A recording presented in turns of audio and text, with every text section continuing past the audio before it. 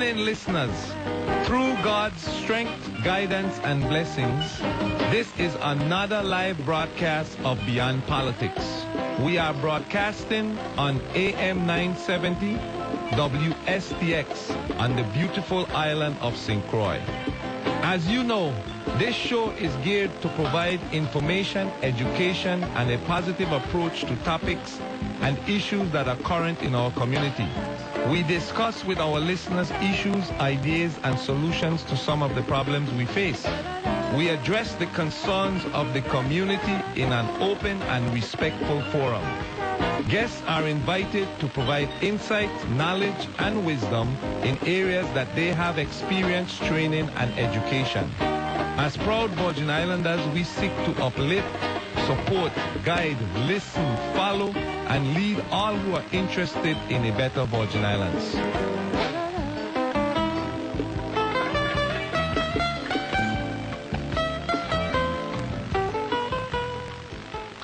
Good morning to the wonderful people of the Virgin Islands and listeners everywhere, both here in the territory and around the world, listening to Beyond Politics on the internet.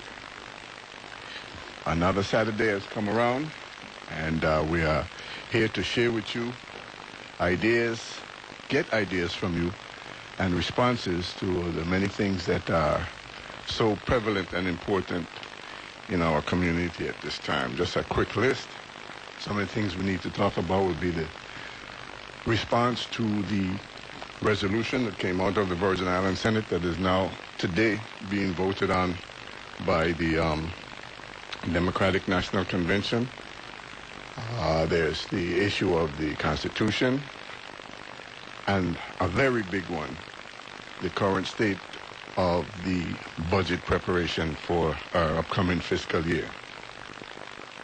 So what we're going to do is invite you to give us feedback on these issues, specifically alternatives to getting the Constitution done, because that's one thing everybody seems to agree on. We need to get the Constitution done. So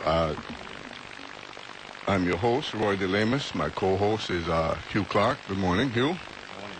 And we'll be joined at some point by Senator Russell, as well as we hope we can get Carol Burke to call in. She's at the Democratic National Convention, and she's dealing with the matter of the resolution that came out of the Virgin Islands that was adopted yesterday by the DNC Resolution Committee, and we'll see how things are moving today. So what's on your mind this morning, Hugh? Where you want to start? Hey, let me start with the budget, man, and work our way back to the Constitution. Okay, well, the budget is, needless to say, immediately upon us, affecting all our lives. It's talked about daily in some way, shape, or form, whether it's 8%, whether it's hiring, whether it's layoff. All those are budget issues. And the Finance Committee, I understand they're in markup at this point, going over the budget and preparing to have their response to the governor's budget. And the big question in just about everyone's minds is, will there be layoffs? If so, how will those layoffs affect things like the 8% salary reduction? Well, they know if they're going to be layoffs. They are going to be layoffs. Oh, you got the word? Yeah. It's not that I got the word. It's evident that there are going to be a layoff. The point behind that is that with the 8% cut, the 8% cut was to save the people from getting laid off. But, right. It's so strange that we have selfish people who believe they would not be on the layoff list. So they are fighting against the layoff. Some of the unions are fighting against the layoff, and some of the unions are to be blamed for the 8% because they agree in closed door for the 8%, and then when they went back to the members, and the members said no, they get caught between a rock and a hard stone. So therefore, they try now to cater to the members after they don't make a deal. But nevertheless, the 8% was supposed to save everybody, but the governor has already decided that they have too many people working for the government, and they're heavy, and they're going to lay off. But, You know, I believe that it should start from the top. I mean, we bloated with high-end workers that don't give no service at the end of the day. And the governor should look at it from that point of view and start coming down. But, you know, even with the 8% cut that was supposed to save us for this fiscal year coming October, what about 2012? It can even be bigger. Well, as I understand it, the 8% balanced the budget in terms of by reducing costs, it brought the expenditures down to the level of money that we actually did have in the Virgin Islands at the time.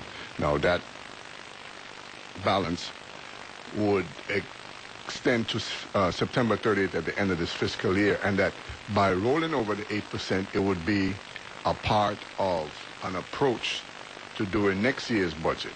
And you know, there are several things up in the air that people have raised. I know that there's been a question as to how much money has been collected from property tax, which has not, to this date, been a part of the last couple of years' budget. So if that raises money, how close does that bring us to a balanced budget? And will it be necessary at that point to maintain the 8% in order to balance the budget? As well as, well, I don't even know what to call this one, but everybody dances around and get a little anxious when you talk about raising revenue, because the government raises revenue, simply put, through taxes. You could call them fees, user fee, whatever. That's the way the government raises money, by bringing in more money into its coffers. It gets money to the property tax, but there are other ways to get money. You can't milk the cow no more. You know, tax has been risen high enough as it is, and if you look at the economy, the stores, every time the governor raises taxes, the stores don't go down. They stay the same. They don't change anything.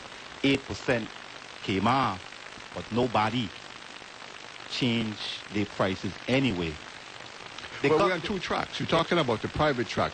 What the government is trying to do is, with the money it have and the money it spent, to make those balance.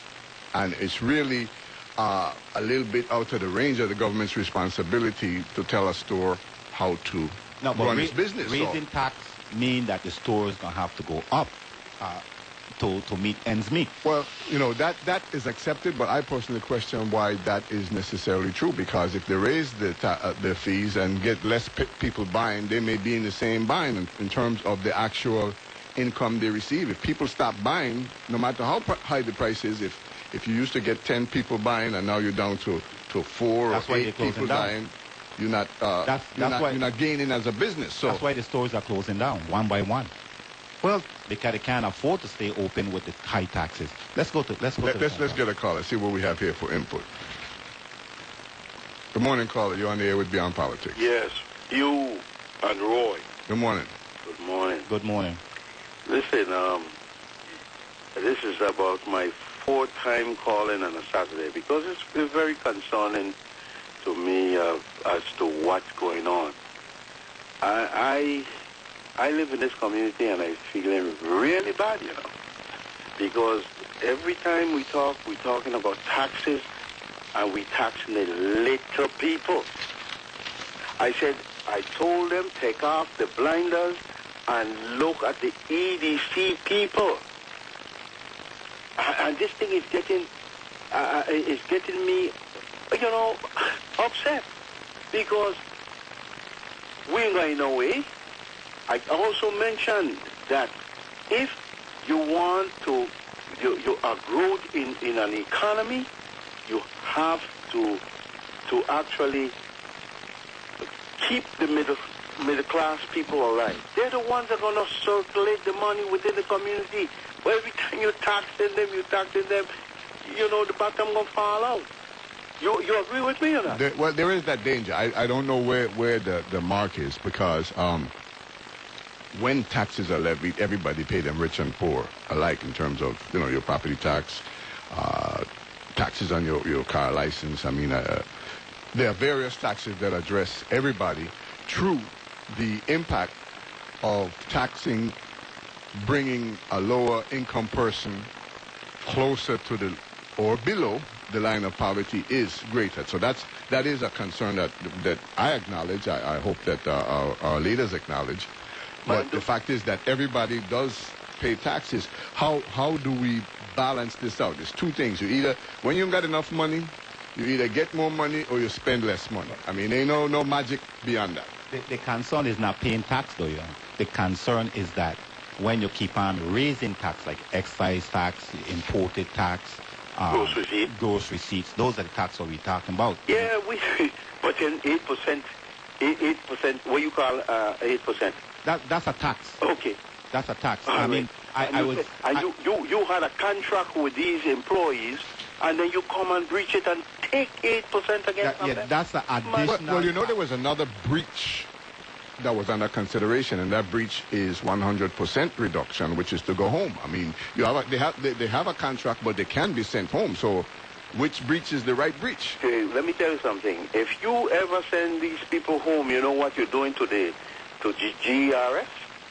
Because people have to be there employed to pay into the system. Agreed, and that's why the consideration of the Senate has been that of all the unpleasant choices, a person making 92% of what they used to make versus 0% would across the board affect them less, affect GRS less, affect the crime rate less, and would be better for holding together our social fabric. This is not the end of the road, you know. I mean, nobody's suggesting that 8% is, and it's done and everything all set.